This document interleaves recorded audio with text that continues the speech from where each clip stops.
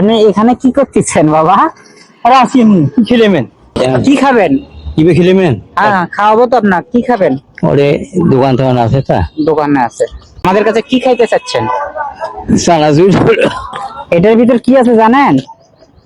এটার ভিতর আছে তিহেরি। এই দেখেন। বিসমিল্লাহ।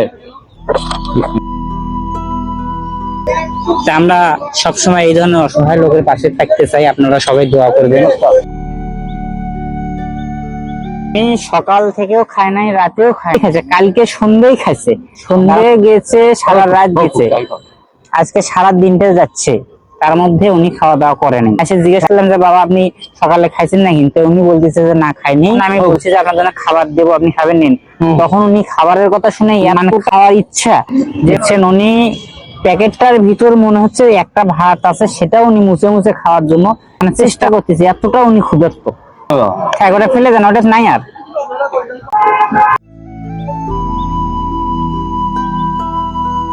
এখন আপনাকে কি রকম লাগতেছে? ভালো হচ্ছে, ভালো হচ্ছে। ভালো লাগতেছে? মানে উনি ভাতটা খায় পেটটা শান্তি হয়েছে, উনি বলতেছে ভালো লাগতেছে। তো ঠিক আছে আমি আসি, দোয়া করিয়েন। দোয়া করবো। হ্যাঁ দোয়া করিয়েন। হ্যাঁ ঠিক আছে, হ্যাঁ দোয়া করতে হবে, দোয়া করতে হবে।